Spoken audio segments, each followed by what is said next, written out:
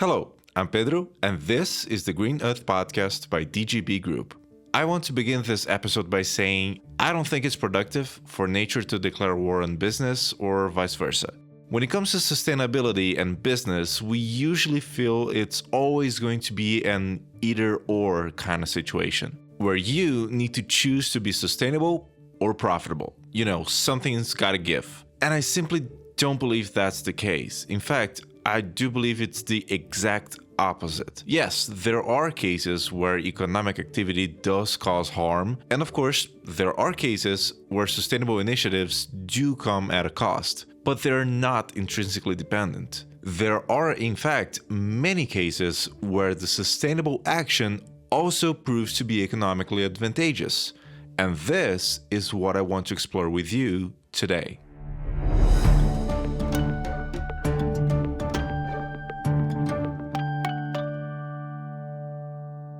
Doing business isn't easy. There are multiple things that you need to take care of.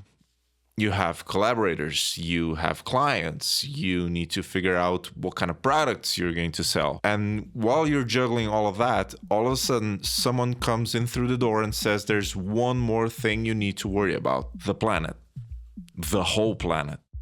That's a lot to worry about. The planet's pretty big. So it's completely understandable that environmental action can raise certain concerns and even resistance from business owners, especially since we do have the idea that sustainability is going to be an extra cost for the business, and that's it. It's a completely wrong idea, but it is the idea that most people believe in. You see, sustainability has a marketing issue. The same marketing issue, by the way, that healthy food has. If you grab a random snack from the supermarket and write down that it contains 0% fat, people will perceive it as less tasty, even if you don't change the product at all. The only thing that you changed were the words written on the packaging. The snack is the exact same, and people will still say that it tastes worse. And that's a fact proven by research commissioned by the world's biggest advertising agencies. The same research proved that any product advertised as quote-unquote green or nature-friendly was perceived as less effective. In fact, there's a very interesting story of a brand of soap that realized that it was actually better for nature if they removed the sustainability claim from the box. That's because people tend to use more quantity of the product if it's advertised as sustainable. Pretty crazy, right? The thing is that in the past, sometimes the sustainable version of a regular product actually was just a slightly worse or a more expensive thing, with the only added benefit being feeling good about yourself helping the planet. Sometimes it still means that. Unless you like the taste of dissolving paper, a plastic straw is still a significantly better tool for drinking your regular milkshake. However, there are many other situations where the more sustainable product is actually much better than its original polluting counterpart. For example, the combustion engine. While still, of course, not 100% environmentally friendly, cars today are significantly better than cars 40 years ago. They take you further with much less petrol and much more power. The engines are much more efficient, durable, and reliable. The cars are more comfortable and safe, and also a much less polluting version of their older counterparts. Another simple example is LED lights. They use much less electricity. They are much more durable and produce more light than their incandescent predecessors. These examples are all to say that sustainability doesn't have to be just an extra cost or a compromise. Sustainability can actually be the exact opposite. Putting technological innovations aside for a moment, let's look at an example from the financial services world, more specifically, the modality of impact investments. So the core principle of impact investing is that financial capital is used to generate measurable environmental and social outcomes, which are great for the planet. Alongside that, they also give strong financial returns, which is what pretty much every investor is looking for when it comes to allocating their capital. This balance of impact and financial reward is the ideal investment for those not only seeking profit, but also looking to align their portfolios and values. And what would this look like in real life? Well, let's take, for example, the Kenya Beehive Project by DGB Group. This project is addressing two pressing global issues: biodiversity loss and rural poverty.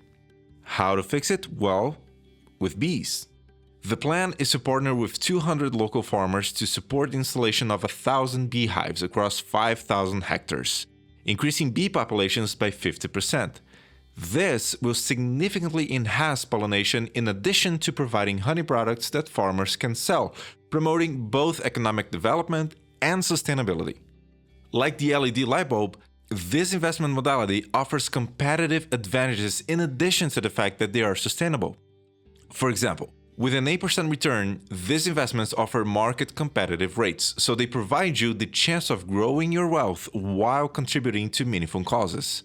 The projects funded by these investments are built to withstand environmental and regulatory challenges, making sure your investment remains stable over time.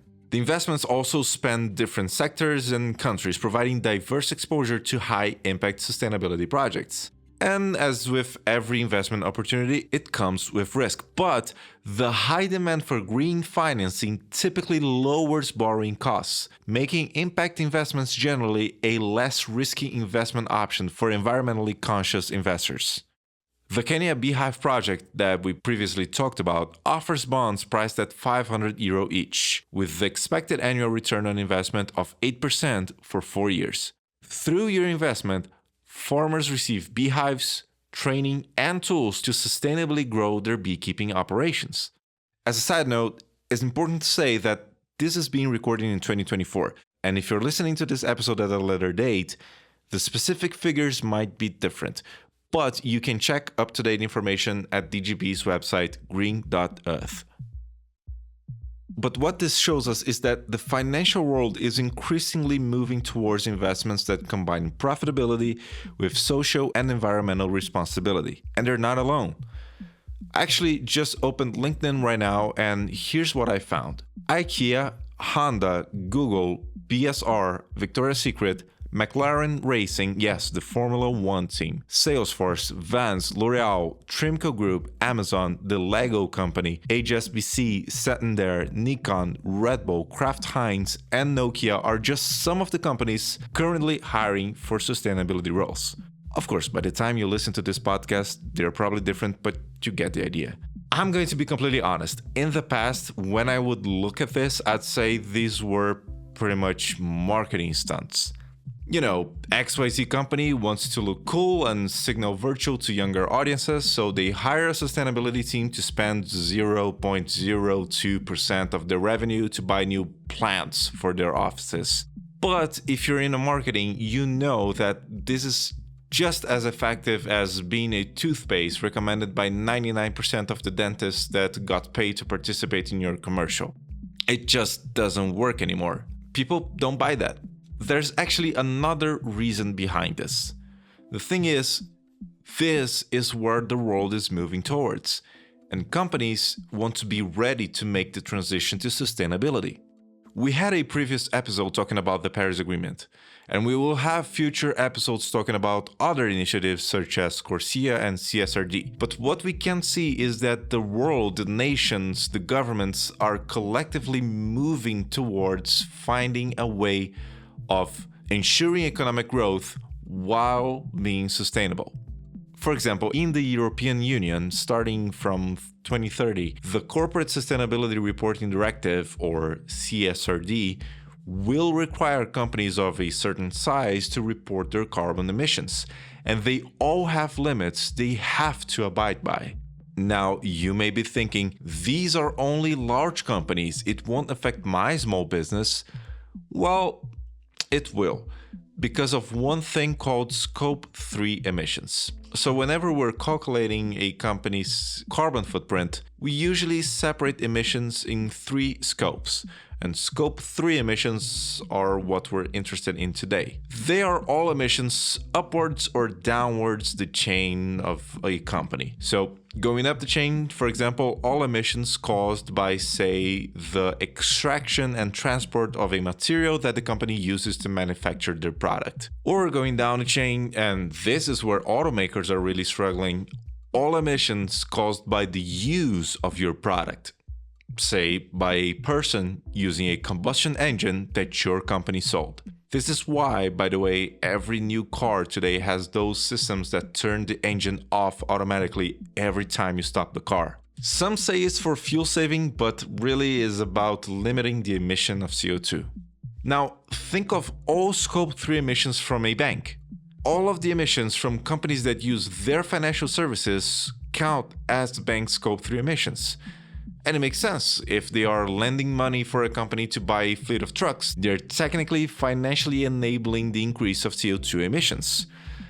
So, let's say a particular bank has a CO2 quota and they have two companies that are trying to get loans. One of these companies emits a ton of carbon and the other is net zero. Which one do you think will get a better rate for the loan? And this goes the other way around as well. If you're looking to provide a service for a bigger company, this company needs to know how much your service is going to add to their Scope 3 emissions. This is a classic case where being sustainable will bring your company direct competitive advantages over other companies. Sustainability is the way of the future. And just like it was with the internet, early adopters will have dramatic advantages over their competitors. I have to say I'm a little divided by this episode. On one hand, you could say I'm trying to convince people to do the right thing for the wrong reasons, and that taking care of the planet should be done just because. But I'm also a realist, and I understand that people sometimes need many reasons to do the right thing, not just the obvious correct one. And as I said, sustainability has a marketing issue, and it's up to us to remember people that sustainable doesn't mean less effective or more expensive. Sustainable is just better. Thank you for joining us today. The Green Earth Podcast is a DGB Group initiative. DGB is a large-scale nature-based project developer, and our goal is to help nature flourish and prosper. If you want to read more about our impact investing opportunities and our other initiatives, please check our website, green.earth. The link is also in the description. If you enjoyed this podcast, please consider leaving us a review. And if you know anyone that might benefit from this content, we'd greatly appreciate your recommendation. I'm Pedro Zimmer, your host, and I hope to see you for the next episode of the Green Earth Podcast.